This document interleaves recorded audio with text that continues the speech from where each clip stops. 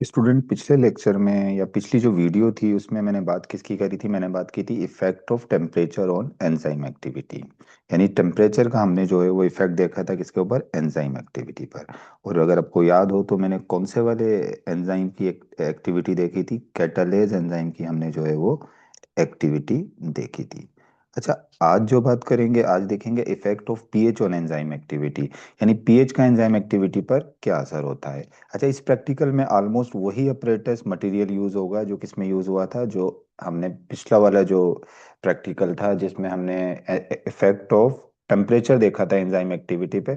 Almost वही जो है वो अपरेटस यहाँ पर यूज होंगे। इसके अंदर आपको जो है वो मेजरिंग सिलेंडर चाहिए होगा, इसके अंदर आपको डिलीवरी ट्यूब चाहिए होगी, टेस्ट ट्यूब्स चाहिए होंगी, इसके अंदर स्टॉप वॉच चाहिए होगी आपको जो है वो।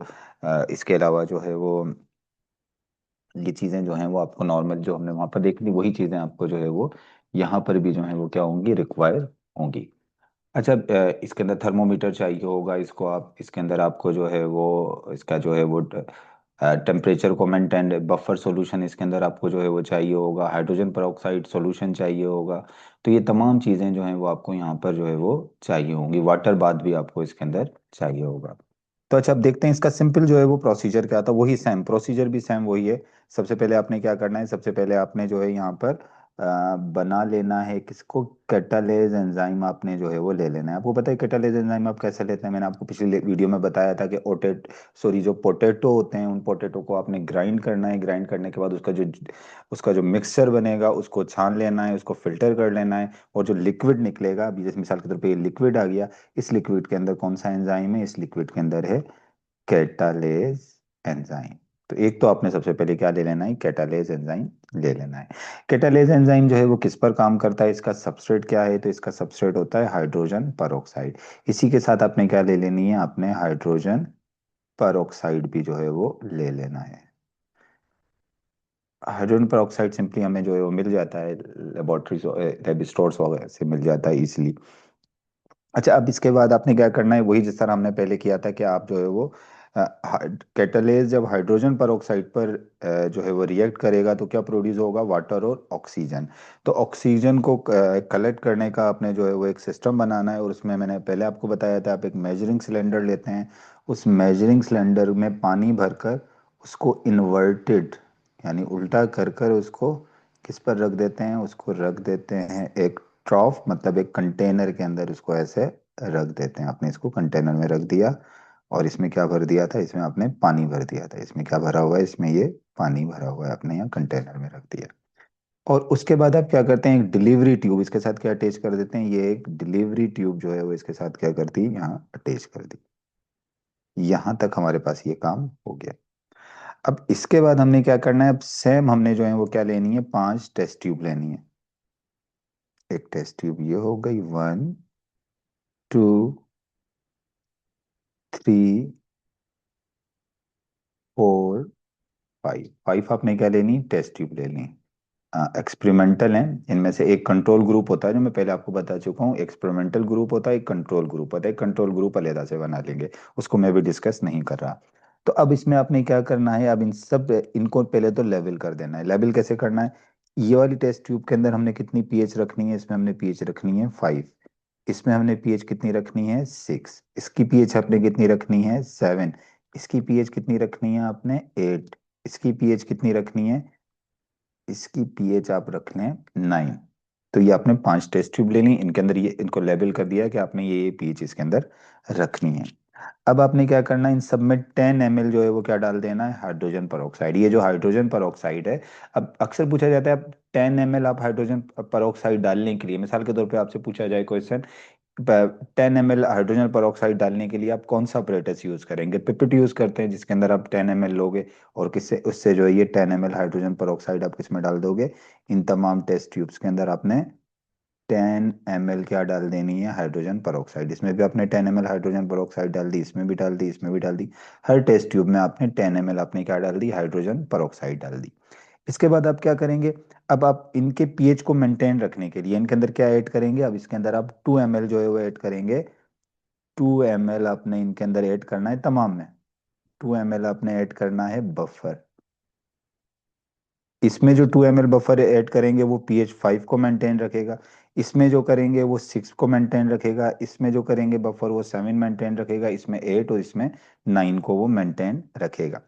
उसके बाद हम क्या करेंगे, उसके बाद इन टेस्ट ट्यूब को, ये अगर हम इसके अंदर जो है वो टेस्ट ट्यूब को जो है हमने किसके अंदर रखना है, यहाँ पर एक वाटर बाथ बाथ होगा, जिसमें आपने 1 बाय 1 एक टेस्ट ट्यूब को जो है वो कुछ मिनट के लिए रखना होगा। जैसे मैंने पीएच, से फॉर एग्जांपल मैंने यहाँ pH 5 वाली टेस्ट ट्यूब को रखा।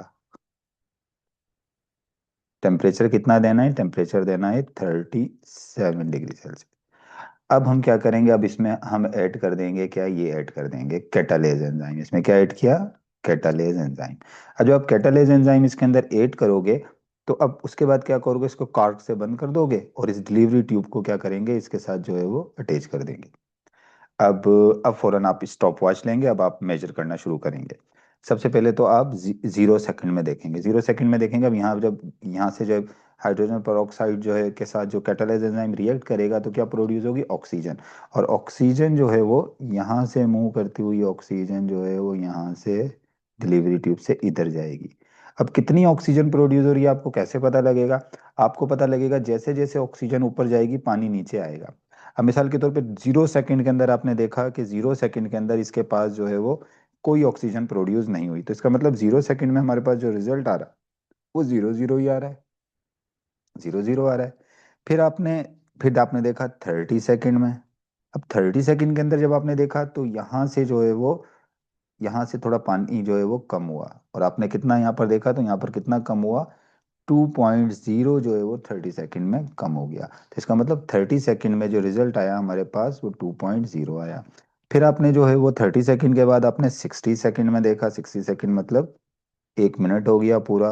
60 सेकंड में देखा तो आपको यहाँ पर जो ऑक्सीजन है, पानी जो है मजीद नीचे गया। अब जो मजीद पानी नीचे गया वो कितना पानी नीचे गया, 4.0 तक। तो ऐसे ये पानी नीचे चलता जाएगा, आप इसमें 5 pH पर इसकी एक्टिविटी देखते जाएंगे। अब मैंने यही यहाँ पर जो आपकी चार्ट था उस चार्ट को यहाँ पर जो है वो शो कर दिया है, ये आप देखें, ये चार्ट यहाँ पर। अब सेम इसी को आप यहाँ पर देख लें, टेबल 1 है, टेबल 1 को आप देखें। अब आप देखें जब 3.0, अब देखें आप जब क्या कहते हैं, जब हमने pH 5 वाली टेस्ट ट्यूब में देखा, जब 0 सेकंड में ऑक्सीजन कोई प्रोड्यूस नहीं हुई, फिर 30 सेकंड में 2.0 प्रोड्यूस हुई, लीटर प्रोड्यूस हुई, 60 सेकंड में 4.0, फिर 5.8, फिर 7.0, फिर 7.8, फिर 8.2। ये हमारे पास आ गया कौन सी वाली टेस्ट ट्यूब का, जो pH 5 वाली थी। अच्छा, उसके बाद फिर हमने pH 5 वाली टेस्ट ट्यूब को वहां से निकाल दिया वाटर बाथ से, फिर अब हमने जो है वो किसको रखा, अब हमने रखा pH 6 वाली को। जब pH 6 वाली को रखा तो यहाँ पर ये रिजल्ट्स आए, आप देखें जो है 4.0, 8.0, ये आ गए रिजल्ट।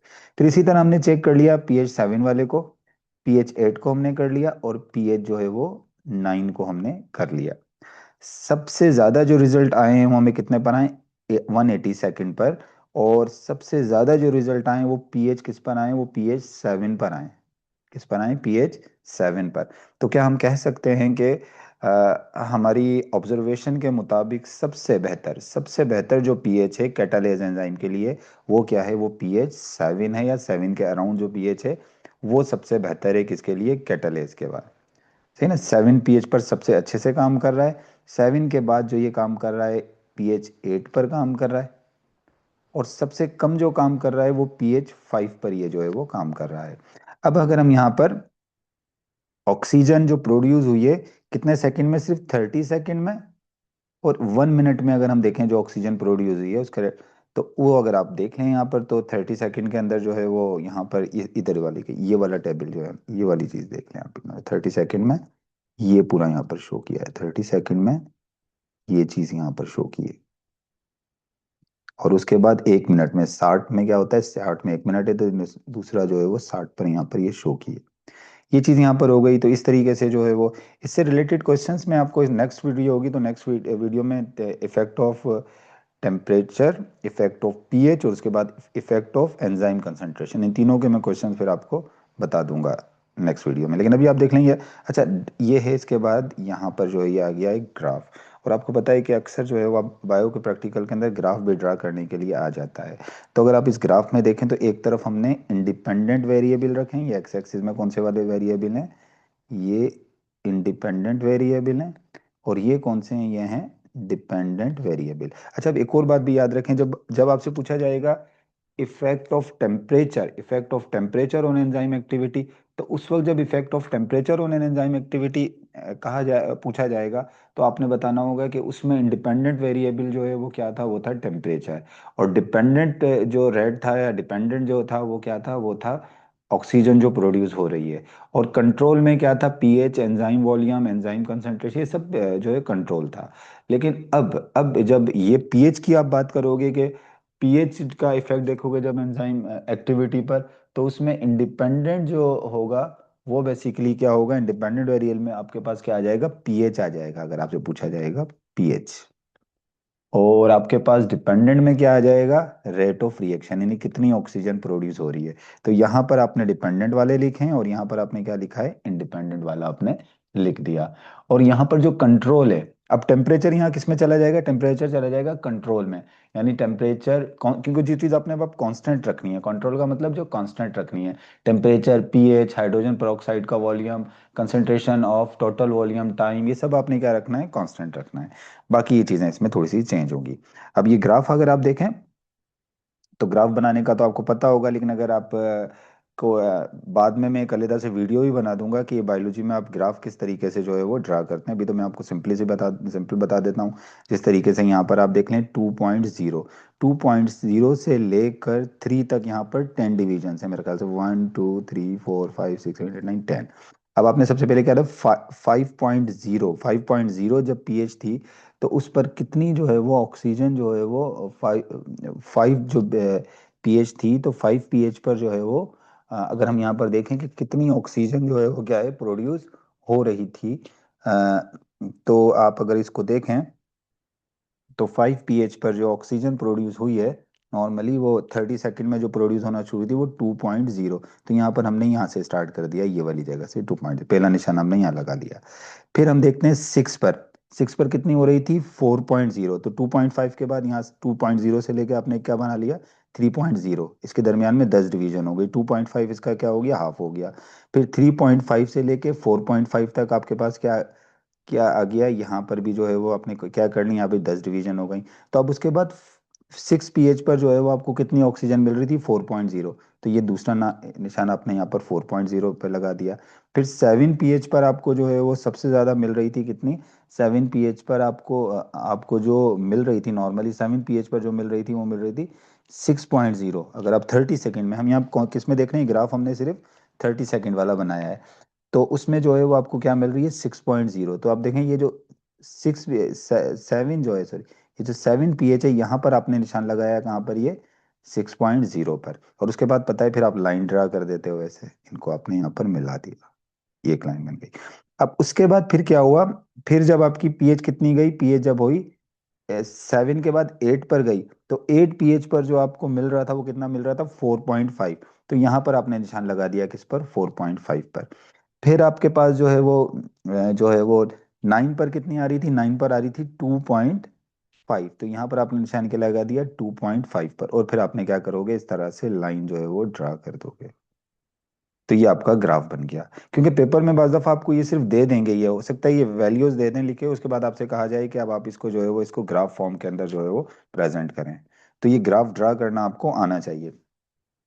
अच्छा, ये तो हमने बात कर ली किसकी, ये हमने बात कर ली कि पीएच का इफेक्ट क्या होता है किस पर, एंजाइम एक्टिविटी पर। इसी तरीके से सेम इसी तरीके से आपसे पूछा जा सकता है, आपको ये भी पूछा जा सकता है कि एंजाइम कंसंट्रेशन, जो एंजाइम कंसंट्रेशन है, सॉरी, यहाँ पर तो सबस्ट्रेट कंसंट्रेशन, एंजाइम कंसंट्रेशन का जो है वो इफेक्ट क्या होगा, यानी एंजाइम कंसंट्रेशन का इफेक्ट एंजाइम एक्टिविटी पर क्या होगा। तो सेम मटेरियल आपने इस्तेमाल करना है, बस आपने वो जो टेस्ट ट्यूब्स हैं, वहां पर टेस्ट ट्यूब्स के अंदर आपने क्या करना है, सिर्फ वहां पर टेस्ट ट्यूब जो आप लोगे, पांच पांच टेस्ट ट्यूब्स के अंदर आपने एंजाइम्स की जो कंसंट्रेशन है, बस जो अपना एंजाइम यूज करोगे उसकी कंसंट्रेशन को आपने क्या कर देना है, थोड़ा चेंज करना है। जैसे आपने 5 टेस्ट ट्यूब ली ना, अब 5 टेस्ट ट्यूब को जब आप एंजाइम की कंसंट्रेशन देख रहे हो कि उसका इफेक्ट क्या होता है, तो 5 टेस्ट ट्यूब को आपने जो है वो लेना है।